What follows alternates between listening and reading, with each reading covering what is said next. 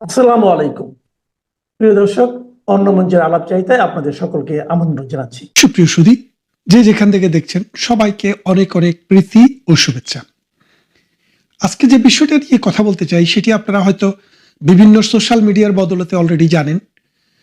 বাংলাদেশের জনপ্রিয় নেত্রী, আওয়ামী লীগ প্রধান, যিনি বর্তমানে ভারতে আছেন, প্রধানমন্ত্রী শেখ হাসিনা শুক্রবারে 23শে জানুয়ারি একটি সংবাদ সম্মেলনে লাইভে যুক্ত হবেন। লাইভ বলতে সেটি অডিও লাইভ নয়, সেটি সেটি ভিডিও লাইভ। এমন হতে পারে তিনি যদি ভিডিও লাইভে না আসেন, তার রেকর্ড করা বর্তমান সময়ের ভিডিও সেখানে প্রচার হতে পারে। তবে খুব সম্ভাবনা তিনি ভিডিওতে লাইভ কথা বলবেন সাংবাদিকদের সাথে। এফসিসি নামে একটি সাংবাদিক সংগঠন এই সংবাদ সম্মেলনটি আয়োজন করেছে। প্রধানমন্ত্রী শেখ হাসিনা কেন এই সময়ে সংবাদ সম্মেলনে বক্তৃতা দিচ্ছেন বা দেবেন, সে বিষয়টি নিয়েই কিন্তু একটু পর্যালোচনা করতে চাই, একটু আলাপ করতে চাই। আপনারা জানেন গতকাল থেকে ফেসবুকে, ইউটিউবে সব জায়গায় ওবায়দুল কাদেরের একটি বক্তৃতা আপনারা দেখেছেন। সেটি আগের নয়, বর্তমান সময়ের। কারণ গত কয়েকদিন থেকে সোশ্যাল মিডিয়াতে কন্টিনিউয়াস খবর আসতেছে যে ওবায়দুল কাদের সিরিয়াসলি তিনি এখন কোমায় আছেন, তিনি এখন আইসিইউতে আছেন, সিসিইউতে আছেন এবং তিনি আর ফিরবেন না। কেউ কেউ আরো একটু বাড়িয়ে তিনি হয়তো বেঁচেই নেই, এইরকম কথাও বলছেন। তো এইরকম কথা শুনতে শুনতে ওবায়দুল কাদের যখন বিরক্ত হয়ে গেলেন, তিনি ওই কাদম্বরী মরিয়াই প্রমাণ করিলেন তিনি মরেন নাই। তিনি এসেই তিনি প্রমাণ করলেন যে তিনি বেঁচে আছেন, তিনি সুস্থ আছেন। তার একটু অসুস্থতা হয়েছিল, নিঃশ্বাসের কষ্ট হয়েছিল, তিনি ডাক্তার দেখিয়েছেন, কথা হয়েছে, ওষুধ খাচ্ছেন, ভালোই আছেন।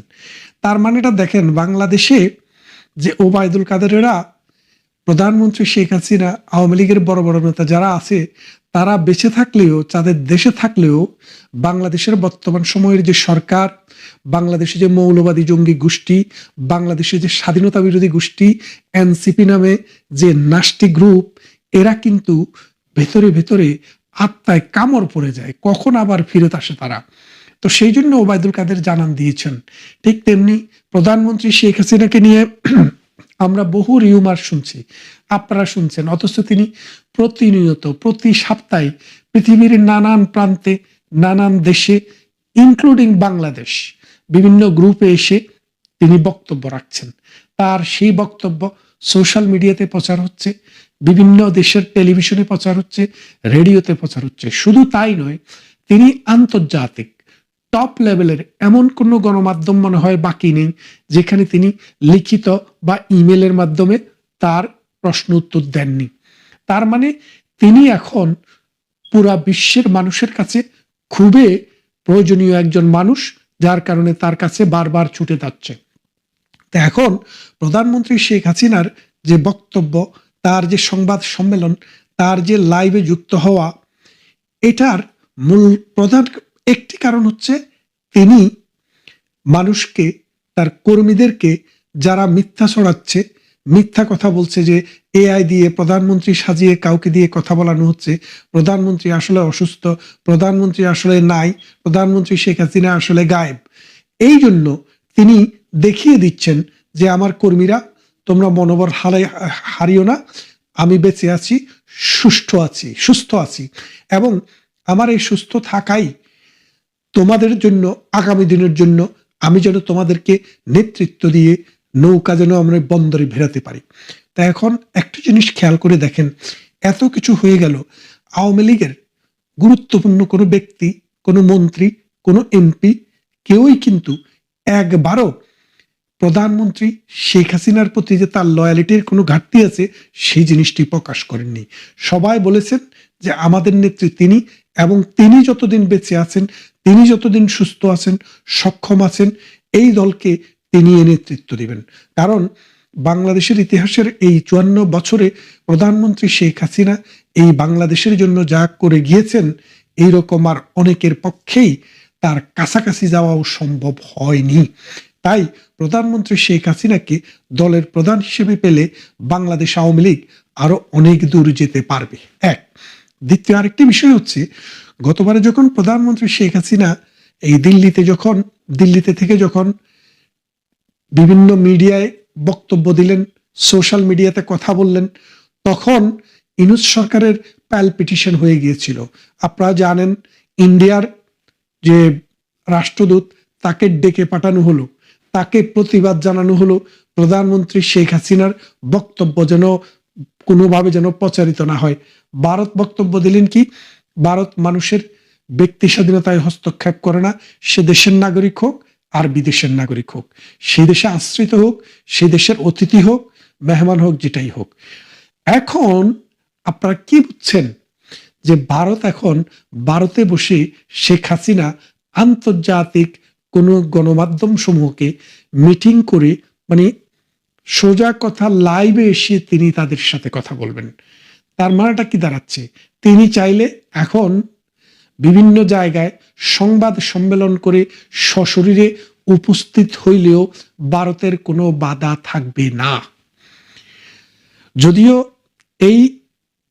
এবারের যাত্রায় তিনি সরাসরি উপস্থিত থাকবেন না, তিনি লাইভে সংযুক্ত হবেন, কিন্তু অদূর ভবিষ্যতে তিনি লাইভে এসে কথা বলবেন শুধু নয়, তিনি মিটিংয়ে উপস্থিত থেকেও কথা বলবেন। এখন দেখি ইউনূস সাহেবের শক্তি, সামর্থ্য, শৌর্য, বীর্য, দেখি তিনি শেখ হাসিনাকে ভারত থেকে ধরে নিয়ে আসুক, দেখি তার কত শক্তি। না হয় তিনি ভারতের যে রাষ্ট্রদূত তাকে ডেকে পাঠান, পারলে মোদির কাছে চিঠি পাঠান, দেখি মোদি আপনাকে গণে কিনা। গণে না। ডক্টর ইউনূসের ভ্যালু এখন বাংলাদেশের রাষ্ট্রীয় ক্ষমতা গ্রহণ করার আগে বাংলাদেশে এবং সারা বিশ্বের মানুষের কাছে ডক্টর ইউনূস যেই রকম একজন পূজনীয় মানুষ ছিলেন, আজকে যদি আপনি ভোট নিয়ে দেখেন, হিসেব করে দেখেন, পৃথিবীর মানুষের কাছে, বাংলাদেশের কাছে তার 70 ভাগের 1 ভাগ দামও আর এখন নেই। এখন বাংলাদেশের মানুষ বুঝেছে তিনি আগাগোড়া একটা বাটপার, তিনি আগাগোড়া একটা মিথ্যাবাদী। সকালে এবং বিকেলে তার কথা বদলে যায়। তিনি আগাগোড়া একজন সিটিং বাজ, তিনি একজন সুদখোর, তিনি একজন ঘুষখোর। তিনি পশ্চিমা প্রভুদেরকে খুশি করার জন্য বাংলাদেশের স্বার্থ বিক্রি করে দিতে কুণ্ঠাবোধ করেন না। তিনি মোহাম্মদী ব্যাগ, তিনি মীর জাফর আলী খান। এই মীর জাফরের দায়িত্ব তিনি পালন করছেন। তাই আমরা জানি ডক্টর ইউনূস তার ক্রেডিবিলিটি হারিয়েছে। এখন 12ই ফেব্রুয়ারিতে একটি নির্বাচন দিয়েছেন তিনি। এখন নির্বাচনটি হবে বলে কোনো মানুষ বিশ্বাস করে না। তারা যেটা চেষ্টা করছে, 12ই ফেব্রুয়ারিতে তারা নির্বাচনটি করবে না, তারা প্রথমে জুলাই ঘোষণাপত্র নেবে। এখন আপনারা একটা কথা মনে রাখেন, এই জুলাই ঘোষণাপত্র বলেন, এই নির্বাচন বলেন, এসব কোনোগুলোই বাংলাদেশের সাংবিধানিক স্বীকৃতি পাবে না। কেন পাবে না? যখন আদালত যখন তার নিজের কথা বলতে পারবে, আদালত যখন মাথা উঁচু করে দাঁড়াতে পারবে, আদালত যখন স্বাধীন থাকবে, তখন এই সব অবিচার, অনাচার, অত্যাচার, নির্যাতন, এক্সট্রা জুডিশিয়াল বিষয় এবং অবৈধ ক্ষমতা দখল সবকিছুই বাতিল হয়ে যাবে এবং বাংলাদেশ আবার ওই 71-এর গোড়ায় ফিরে যাবে। তাই প্রধানমন্ত্রী শেখ হাসিনার এই 23 তারিখের যে সংবাদ সম্মেলন, এটি বাংলাদেশ এবং ভারতের দুই দেশের যে সম্পর্ক, এই সম্পর্কের ক্ষেত্রে, কূটনীতির ক্ষেত্রেও কিন্তু একটি বড় এসিড টেস্ট। কারণ ভারত সরকার দেখেছে ভারতকে বাংলাদেশ ইচ্ছে করেই শত্রু রাষ্ট্রের তালিকায় ফেলেছে।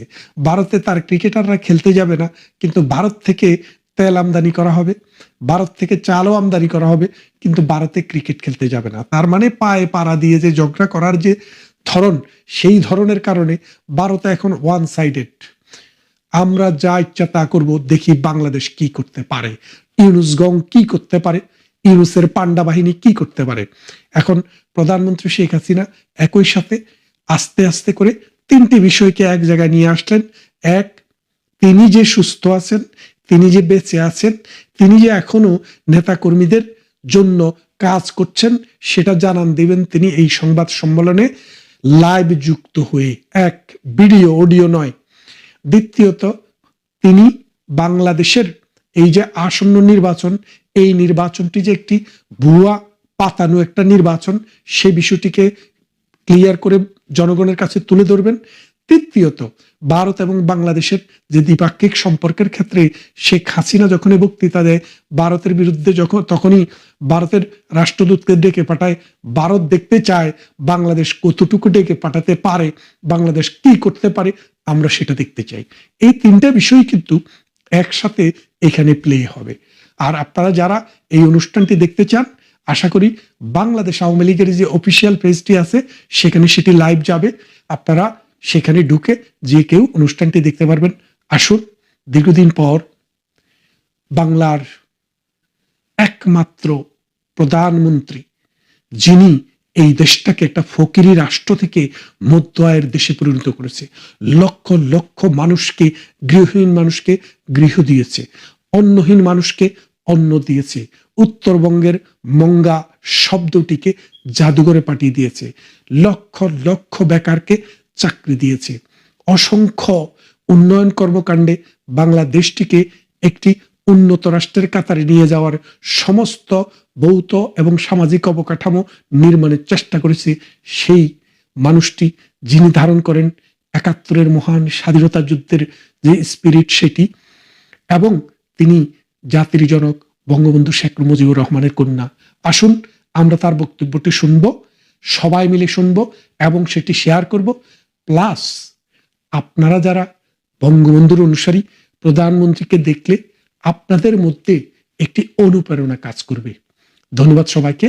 ইউনূস সরকারের বারবার প্রতিশ্রুতি দেওয়া নির্বাচনের মাত্র ৩ সপ্তাহ আগে বাংলাদেশ সেনাবাহিনীতে যে ব্যাপক রদবদল হতে যাচ্ছে, তাতে মনে হচ্ছে সরকারের রাজনৈতিক কৌশলে নতুন মাত্রা যোগ করা হচ্ছে। মার্কিন নতুন রাষ্ট্রদূত দায়িত্ব নেওয়ার সাথে সাথে এই রদবদলের সময়টির কোনো যোগসূত্র আছে কিনা তা নিয়ে প্রশ্ন তোলা যায়।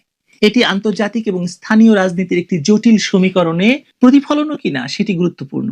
বিশেষ করে ভারতীয় সেনাপ্রধান যখন দাবি করেছেন যে তিনি বাংলাদেশের সেনাপ্রধানের সঙ্গে যোগাযোগ রাখছেন, তখন এসব প্রশ্ন ওঠা তো স্বাভাবিক যে এই রদবদলের মাধ্যমে সেনাপ্রধান ওয়াকারুজ্জামানকে সঙ্গীহীন করে ফেলা হলো কিনা। সেনাপ্রধান ওয়াকারুজ্জামান নির্বাচনের আগে সব স্তরের কর্মকর্তাদের যখন নির্দেশ দিচ্ছে নিরপেক্ষ থাকতে, ঠিক সেই দিন তার ঘনিষ্ঠ জেনারেলদের বিদায়ের ফাইল সই হচ্ছে। এর মানে দাঁড়াচ্ছে নিরপেক্ষতার নির্দেশ দেওয়া হচ্ছে ওয়াকারুজ্জামানের মুখে, কিন্তু মাঠের নিয়ন্ত্রণ যাচ্ছে এমন হাতে যারা নির্দেশের উল্টো ধারায় বিশ্বাসী অথবা ওয়াকারুজ্জামানের বিরোধী পক্ষই বলতে পারেন। এই যে দ্বৈততা ভোটের দিন বড় বিপদ ডেকে আনতে পারে। যদি কোনো কেন্দ্রে সেনা ঢোকার দরকার হয়, তখন কোয়ার্টার মাস্টার জেনারেল পদে থাকা মাইনুর রহমান, যিনি পেশাদার এবং নিরপেক্ষ সুনাম রাখেন বলে বলা হচ্ছে, তাকে হয়তো বলা হবে তুমি থাকো ছাউনিতে, মাঠে যাবে না। আর মাঠে নামবে সেই বাহিনী যারা পাকিস্তানি মডেল সিভিল মিলিটারি রিলেশনের কথা শুনে অভ্যস্ত। প্রথমত সময়টা দেখুন, এই সময়টা নিজে একটা বার্তা বহন করছে। নির্বাচন ঘনিয়ে আসতেই সিজিএস এবং এনডিসি কমান্ড্যান্ট পর্যায়ের দুজন লেফটেন্যান্ট জেনারেলকে অবসরকালীন ছুটিতে পাঠানোর কথাটি সামনে এসেছে, যারা বর্তমান সেনাপ্রধানের বা ওয়াকারুজ্জামানের ঘনিষ্ঠ বলে পরিচিত। এ ধরনের পদক্ষেপ সাধারণত দুইটি সংকেত দেয়: এক, বিকল্প ক্ষমতা কেন্দ্রের আশঙ্কা দূর করা; দুই, সেনাবাহিনীর কার্যকরী শৃঙ্খলাকে একটি নির্দিষ্ট চ্যানেলে নিয়ে আসা, একক বার্তা নির্দেশ করা। নির্বাচনী নিরাপত্তায় সেনাবাহিনীকে যেভাবেই ব্যবহার করা হোক, পোলিং সেন্টারের ভেতরে বা বাইরে চেইন অফ কমান্ডের বিভ্রান্তি বা দ্বৈত রেসপন্স চেইন রোধ করা বর্তমান রাজনৈতিক মুহূর্তে যে কারো অগ্রাধিকার হবে। ফলে সিজিএস এর মতো অপারেশনাল মস্তিষ্কের পদে রদবদল, পিএসওর মতো আন্তঃবাহিনী সমন্বয় এবং কৌশলগত ক্রয় সংক্রান্ত প্রভাবশালী পজিশনে নতুন মুখ আনা, আর কিউএমজির চেয়ার বদল, সব মিলিয়ে এটি কেবল রুটিন বদলি নয়, নিশ্চিতভাবেই নয়, বরং অপারেশনাল লিভারগুলোর পুনর্বিন্যাস। সেনাপ্রধান জেনারেল ওয়াকারুজ্জামানের ঘনিষ্ঠ হিসাবে পরিচিত chief of general staff lieutenant general Mizanur Rahman Shamim এবং ন্যাশনাল ডিফেন্স কলেজের commandant lieutenant general Mohammad Shahinul হককে অবসরকালীন ছুটিতে পাঠানো হচ্ছে। উল্লেখ্য, দুজনেই 5 আগস্টের পর পদোন্নতি পেয়েছিলেন। এই সিদ্ধান্ত স্পষ্টভাবে ইঙ্গিত দিচ্ছে যে ক্ষমতাসীন সরকার সেনাবাহিনীর কমান্ড স্ট্রাকচার নিয়ে নতুন করে ভাবছে এবং নিরাপত্তা উপদেষ্টা রজার খলিল এখানে বড় ধরনের ভূমিকা পালন করছে। লেফটেন্যান্ট জেনারেল SM কামরুল হাসানকে নতুন চিফ অফ জেনারেল স্টাফ হিসেবে নিয়োগ দেওয়ার সিদ্ধান্তটি বিশেষভাবে তাৎপর্যপূর্ণ। তার পাকিস্তান সেনাবাহিনীর সাথে নিবিড় যোগাযোগ এবং 5 আগস্টের পর পাকিস্তানি উচ্চপদস্থ কর্মকর্তাদের সঙ্গে একাধিক বৈঠক এবং তার পাকিস্তানে যাওয়া, তাদের পাকিস্তান থেকে বাংলাদেশে আসা, এসবের জন্য তিনি খুব আলোচিত। এমন একজনকে গুরুত্বপূর্ণ পদে নিয়োগ দেওয়ার অর্থ হলো বাংলাদেশের নিরাপত্তা নীতিতে নতুন মাত্রা যোগ করা। আরো উদ্বেগজনক হলো লেফটেন্যান্ট জেনারেল মোহাম্মদ ফয়জুর রহমানকে সশস্ত্র বাহিনী বিভাগের প্রিন্সিপাল স্টাফ অফিসার হিসেবে নিয়োগের পরিকল্পনা। তিনি কট্টর জামাতপন্থী হিসাবে এবং উগ্রবাদী হিসাবে বাহিনীতে পরিচিত এবং পাকিস্তান সেনাবাহিনীর ঊর্ধ্বস্তরেও তার ঘনিষ্ঠ যোগাযোগ রয়েছে, যেমনটি রয়েছেন কামরুলের। এই নিয়োগ বাংলাদেশের ধর্মনিরপেক্ষ চরিত্র এবং মুক্তিযুদ্ধের চেতনার সাথে সাংঘর্ষিক। মজার ব্যাপার হলো ঠিক এই সময়েই ঢাকায় মার্কিন সেনাবাহিনীর 2টি দল অবস্থান করছে। একটি দল ঢাকা ত্যাগ করবে শিগগিরই বা করেছে ইতিমধ্যেই, আর অপর দলটি টাইগার লাইটনিং এক্সারসাইজ 2026-এর প্রাথমিক পরিকল্পনা নিয়ে কাজ করছে। এই সামরিক কূটনীতি এবং সেনাবাহিনীর রদবদলের সমসাময়িকতা নিছক কাকতালীয় নয়, এগুলো সব সম্পর্কিত। জামায়াত ইসলামীর নায়েবে আমির ডাক্তার আব্দুল্লাহর বক্তব্য আরো স্পষ্ট করে দেয় যে রাজনৈতিক খেলাটি আসলে কতটা গভীরে। তিনি সেনাবাহিনী সহ আইন শৃঙ্খলা বাহিনীকে ভোট কেন্দ্রে প্রবেশ করতে না দেওয়ার কথা বলেছেন। এই বক্তব্য প্রমাণ করে যে জামায়াত নির্বাচনী পরিবেশ নিয়ন্ত্রণে রাখতে চায় এবং সেনাবাহিনীর ভূমিকা সীমিত করতে আগ্রহী। সেনাপ্রধান ইতোমধ্যে নির্বাচন বিষয়ে সেনা সদস্যদের নির্দেশনা দিয়েছেন, কিন্তু জামায়াতের এই অবস্থান সেনাবাহিনী এবং রাজনৈতিক শক্তির মধ্যে একটি দ্বন্দ্বের ইঙ্গিত দিচ্ছে। এই পরিস্থিতিতে সেনাবাহিনীর রদবদল নির্বাচনী কৌশলের একটি অংশ হয়ে উঠেছে। ডক্টর মোহাম্মদ ইউনূসের অন্তর্বর্তীকালীন সরকার সেনাবাহিনী নিয়ে যে চূড়ান্ত খেলা খেলছে তার উদ্দেশ্য স্পষ্ট।